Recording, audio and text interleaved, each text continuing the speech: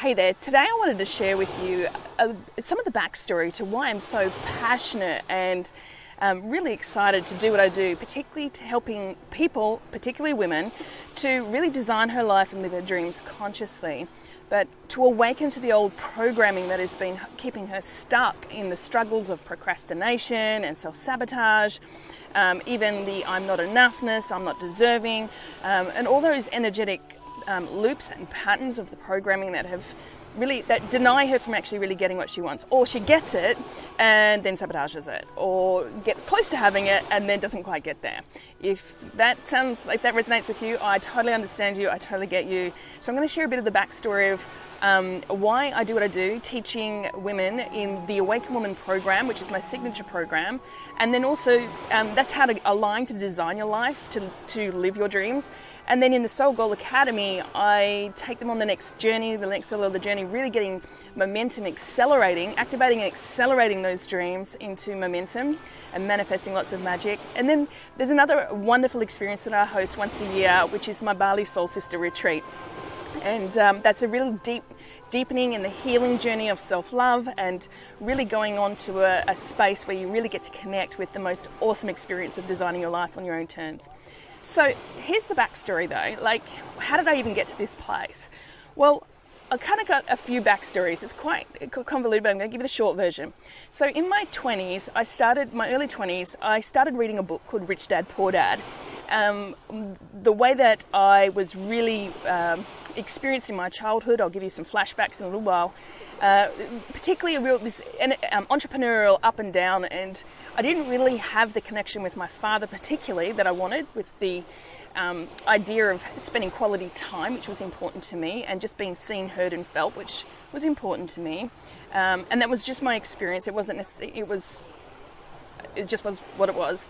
So I knew that I wanted to create financial freedom for myself. I wanted to make money on my own terms.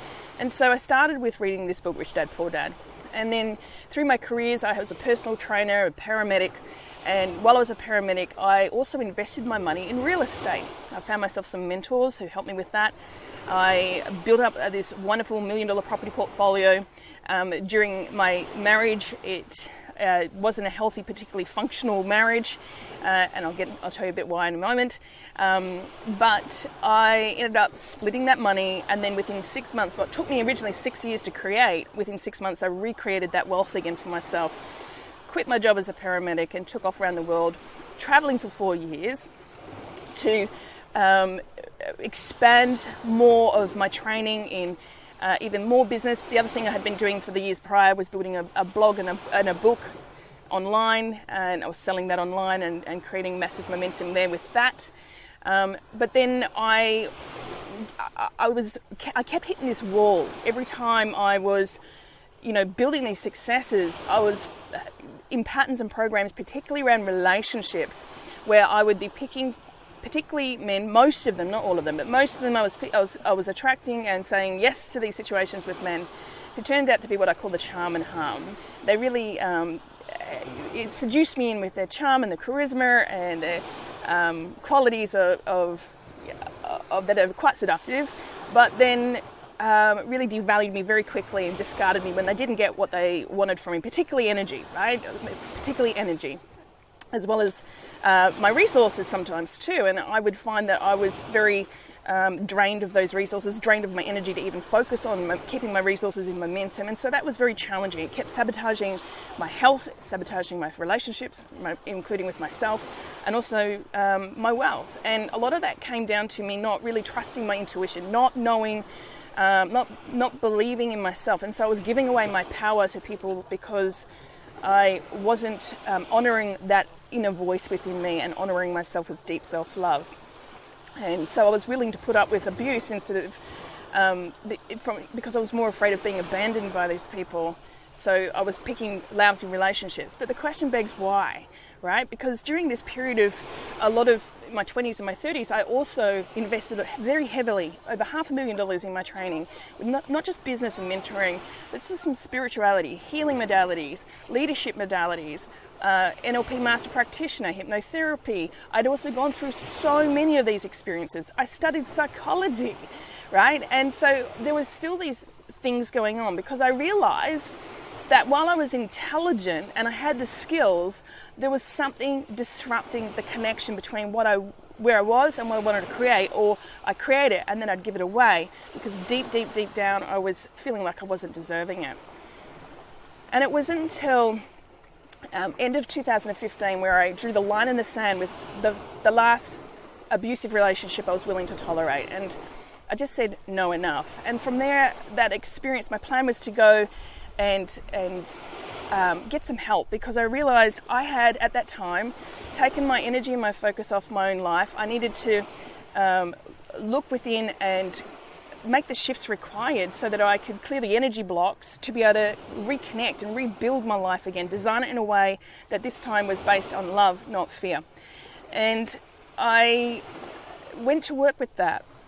And it was driven even more so because I'd found out that I was also, now that I was also single and still healing, I discovered I was pregnant. So I had an even stronger drive to make sure that all the programming that was going on in my head at the deeper psych level and in my body, I wanted it to be reprogrammed and promptly. And so I got some mentors, and I also was willing to, for the first time, really truly, to go on that deep inner journey. I'd been traveling the world in this global trek for years, but the most significant journey of my life was going on that inner journey and going deep within. And I did that with mentors, and I did that with help, but I also did it with a lot of the systems that I've already done before in the past. And what I did is I looked at what I'd already created, and then I unpacked that, but I unpacked it in a way where I was looking at all the energy blocks that were, the resistances that were coming up for me. And what I discovered was that I remembered some very significant pivotal points in my life, and some of those were as young as when I was 12, for example. And when I was 12, going into high school, we had an orientation day before we went into the first year of high school. And from that very beginning day, I was targeted by a large group of higher school students in year 10 at the time, boys and girls, who took fancy to making me the target of their bullying. And for those first 2 years of my high school years, I literally was in survival mode. I adapted to my whole everyday was, and even at nighttime in bed, thinking and in the morning, how am I going to get from home to school, from class to class, from corridor to corridor, without being spat on, without being pushed, hit, shoved, called horrible names, or interfered with in any way that really was very unpleasant. It hurt a lot. And when I was going home one day, where I lived from school, I had to walk home through a series of parks. I got ambushed by this group of students that had decided to take it from the school to outside the school area, and were really terrifying and mean, where they were pushing me around in a circle, they were lifting up my skirt, they were pulling down my knickers, they were throwing my bag around, emptying my bag contents, and it was terrifying. And when I went home and I shared that with my folks, I just want to pre-frame here, they were just doing the best they could at the time, and I'm sure it was just a curious comment when they said to me, what did you do? To me, I internalized that as, well, I did something wrong. I deserved it. I deserved the abuse, and it was my fault. And so I continued to tolerate and put up with this whole experience for 2 years, which it worsened in many ways. There was another time at a blue light disco where one of the girls came up to me and headbutted me, and she stuck her nails that she had filed into razor sharp points into my forearms, literally leaving scars there for about 10 years. And that was terrifying. And I just didn't feel safe to be able to tell anybody, because I thought it was my fault. I thought I'd done something wrong. So I started programming myself, doing when accepting abuse from people, and then always turning it inward, going, well, I'm responsible for it, so I need to fix something in me. There's something wrong with me. And just to give you a bit of a flashback, I've got a story around when I was a paramedic. I was 32 years old, and I was in my uniform, and I went between a job with clients, with patients. We stopped at a supermarket, and when I walked in to buy, I had a titter tuna and an apple, for my little lunch break. And when I did that, I got to the counter, and it was this one key woman that had been terrorizing me through high school. And I remember, I'm in my paramedic uniform, it's quite an authoritative position, but I was shaking literally in my boots. I was trying not to cry. I was shocked, and I was thinking to myself, I recognized this woman. Anyway, she was serving somebody else right in front of me, and she was the only one there at the counter. There was a couple of counters, and she was the only one available. And she'd already kind of seen me through the periphery, so I didn't want to move, and I was in shock. When that person that she was serving left, she looked up at me, she looked me in the eyes, and she burst into tears. And I was like, wow, okay. And I said, I only have one question, because it had been haunting me all those years about, why me? Why was I being targeted? And she said to me, it was because on the orientation day, one of the boyfriends of the other girl,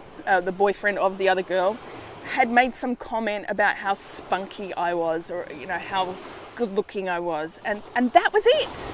Like, that was the course of the terrorizing activity for all those years. Now, knowing what I know now, I also, with having worked with thousands of women and doing so much work within myself and traveling the world and working with some of the most amazing mentors, I also know that those programs for that person and those families also run very deep, and it was just a projection of their own pains onto somebody else, which happened to me during those periods of time.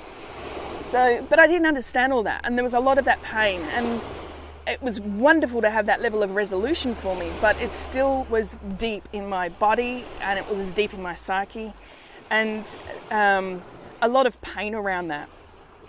There was another time too during those high school years, in the second year of my junior year, I was in a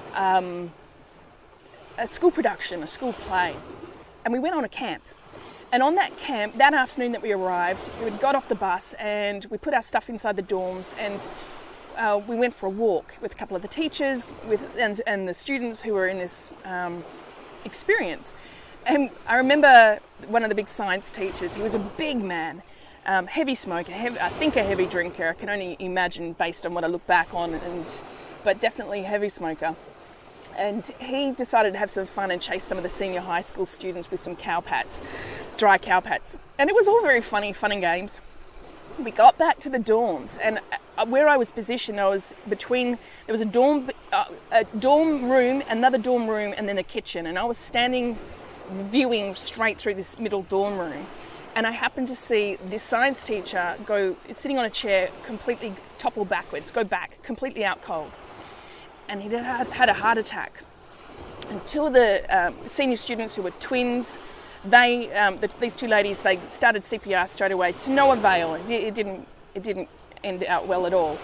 So it was terrifying. It was a horrible experience. You can imagine, it was a shock.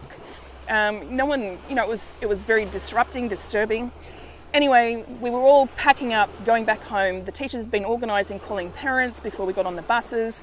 And when we got back to the school, it was several hours to get back to the school. Everyone's parents had picked up their kids except for me and one other girl. And the teachers had arranged for us to stay at another girl's home with her parents until my parents could be notified. And I remember feeling in that moment just another sense of deepening of abandonment. Now, I want to be clear. My parents were simply out at a cinema having a wonderful experience watching A Clockwork Orange, I remember. And they were out on a date and they weren't contactable. This was in the days before mobile phones, or certainly before like the big bricks that they used to have. But I just remember feeling in deep shock and not feeling supported in the way I wanted mummy and I wanted daddy. And that still ticks. But I remember those experiences. So those core, very deeply emotionally charged experiences really shaped a lot of my decisions out of fear and out of my not enoughness, not deserving, fear of, any abuse being my fault, and internalizing that, making it my fault, and also things like a sense of abandonment were really strong for me. Like, it was a very difficult experience for me to feel left alone. So I did everything I could to people please, to be perfect. There's more stories there. Another experience when when I got to year 10, that group of school kids that had been terrorising me had graduated, moved on, and my parents had noticed that my school grades from the previous years were down to C's, and they bribed me and they said, look, for this year, for every A you get, my understanding was I was going to get $10. And so that first semester, I was excited when I got my first report. Before I got the actual report card, I got a science result back, and it was 98%. And I was so excited. I was on my bike and I was riding home, and I was like, oh yes, I've earned my dad's love, and I'm going to get praise, and I'm going to be seen, heard, and felt in the way that I knew that I was trying so hard to create for myself. And when I got home, I think my dad was just trying to be funny, and it was just his programming. I don't think it was malicious, but it certainly hit hard when I remember his comment was, well, what happened to the other 2%? I felt deflated. I felt like, oh my God, what do I have to do to be enough? What do I have to do to create, hey, well done, I see you, good job. And again, I want to pre-frame this. I have a good relationship with my folks now. There's been some challenges throughout the years, but I also believe that everything is by programming. So this is why I'm so passionate about reprogramming with conscious intention, to be able to really make sure that everything that we're saying and we're doing, we're installing programs that are healthy and functional, and how to also uninstall these dysfunctional programs to reinstall new ones that are going to serve at the highest purpose for everybody. So anyway, 2 weeks later, I got that report card for that first semester, and I got 5 A's and a B, which is really fantastic, massive improvement, and I was really excited about my $50. However, I wasn't as excited this time going home, and I was nervous about my dad maybe focusing on that B, which he was. They honoured the $50. I got the $10 for every A for the 5 A's, but I thought, okay, I just got to go and work harder. And so I did. And then at the end of that year, I got 6 A's. And I'll never forget that at the end of the year when I showed this report card, the comment experience that I recall is that the words were, well done, you've proved that you can do it, and we're not going to pay you for it. And it's like, oh, but I thought that was my understanding. And whatever the thing was, I just remembered the programming, the internalization again of like, I got to work really hard. I've got to be perfect, and even that's not enough. So you got to be people pleasing and not celebrating. And so that was a pretty difficult experience. So it's a really important background for me to understand, but also maybe you can relate to some of the stories in your own life where maybe there's some early childhood experiences that maybe you've forgotten, suppressed, denied, or pushed away, or thought that you'd already overcome them, but there's still the driving forces emotionally that are blocking you from creating your life, designing your life, and living your dreams. So when I went through this process, and my realization was, oh my God, it's these emotional blockages that were trapped in my body and the cellular memory and in my deep psyche. And when I cleared them, I went through that process of clearing them. And so from there, it was easier for me to take action. I thought, right, I have all the skills to create my business online. I have all the skills to coach and teach other people. I'm going to unpack this and teach other women who have also been through, they're high achievers, they're successful, but they keep sabotaging it in some way, or women who want to have a life turn out a lot more differently than what it has turned out because they've subconsciously settled for certain situations, whether it's a job and it's a dysfunctional boss or colleagues that you're working with, or whether it's a relationship or with somebody else that isn't healthy and not serving, or you're settling because you're too scared about, oh, well, what else is out there, what can I do? Even though you know you can, but emotionally it's too scary. It doesn't feel safe. Or it might even be your health. It might be the fact that, you want to get fitter, healthier, leaner, but like it feels safer to keep the extra body fat on. I have a story around that too, but I'm not willing to share this one so publicly. So what I wanted to share with you just is that, the process, I started teaching people this to redesign their life and live their dreams, and particularly through the Awaken Woman program, where I'm not only giving the strategy of doing that, but I'm also, as the resistance is coming up, I'm giving the emotional clearings and the strategy on how to clear those blocks and the tools, which is really exciting because it really empowers women to really trust her knowing, trust her intuition again, really reclaim her power to design her life, live her dreams, and really stand with clarity and confidence to be in alignment with where she's going. And that to me is so exciting because I've witnessed hundreds and hundreds of women really step into the highest version of herself through this program and through earlier versions of this program as well. I have a premium program with it now. And I have other entry levels that can come in to be able to just get those healings and redesign your course following your soul's calling with your internal North Star. And then from there also my what used to be my massive momentum mentoring program is up-leveled into a Soul Goal Academy. And then that's like, so from the Awaken Woman program, I'm helping women to really balance and align her energy to design her life again at the highest level. And then with the Soul Goal Academy, it's about, well, let's go and activate and accelerate that. And so over a very rapid transformational 6-week period, there's this enormous momentum in achieving goals. And I've had clients who have gone from being too scared to speak to being on stage on TED Talks, to feeling like they're not worthy, to building their businesses online, to feeling like, to wanting to create stories and becoming a storyteller and writing articles and books, to healing wounds that had been held deep within their body, literally physical wounds that they'd had for years, and spontaneous healing. Because as soon as we shift these energy blocks, it allows the life force energy to flow through and allow your innate wisdom to roll up. Wisdom is knowledge applied. And you need to clear those energy blocks that is blocking that knowledge, because we get, I know that, right? I know that. That's the intellectual level. But then it's the energy level that we need to really get to be able to help you connect with that energy, to be that fuel for the life force, for the manifestation of the realities that you're creating. And then, of course, when I kicked off my these trainings with these ladies in 2016, I started getting really rapid results with people, and it was so exciting. And I was 20 weeks pregnant by this time, and I decided to give myself a break and go on a baby moon, and I went to Bali.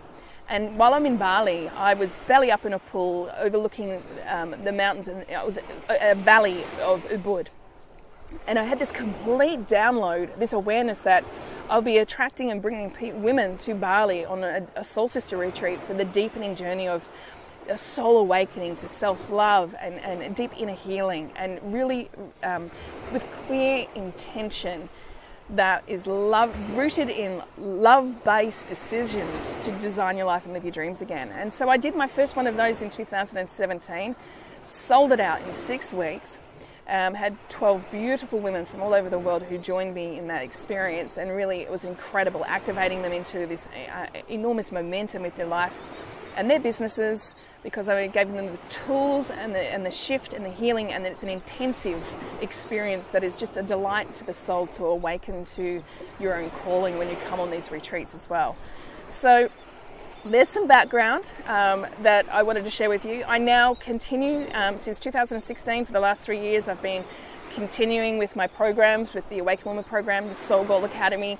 I've got another Soul Sister retreat coming up in May of 2019 as I shoot this. And I've also got more coming up throughout the years. But I do teach in my Quantum Leap mentoring a very high level, once all the energy blocks are cleared, to really go on the energetics around business and strategies with that as well. So it's another level that I have for that has been fun, and in helping women really take it to that 6+ figure level for their businesses.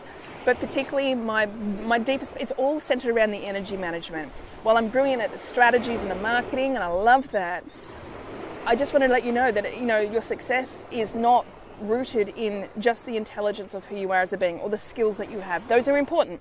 But what is most important is the emotional intelligence and the energetic awareness of not just identifying what the energy blocks are, but identifying who you are at your self-image based fundamental level, and we reprogram that to be in alignment with your success. And then I give you the tools so that you are skilled in creating those healthy, the deep self-love, deep self-acceptance, understanding what healthy boundaries are, that you can reprogram yourself around those, and having that discernment, trusting yourself again with your intuition, your inner knowing, that you have this internal guidance, this wonderful higher power, that you have a GPS system within yourself to align with and follow your knowing for your success.